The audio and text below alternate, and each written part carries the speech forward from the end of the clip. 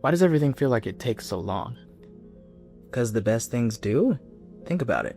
Flavors don't deepen in an instant, and growth doesn't happen overnight. Okay, but what if I'm just wasting time? Like I'm waiting and nothing changes. Patience isn't waiting, it's trusting the process. Every stir, every simmer, every quiet moment, it's doing something.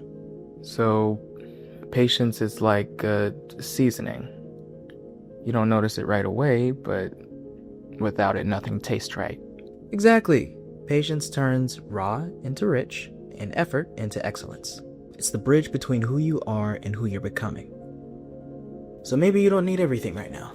Maybe you just need to keep cooking and trust that when the time is right, it'll all come together.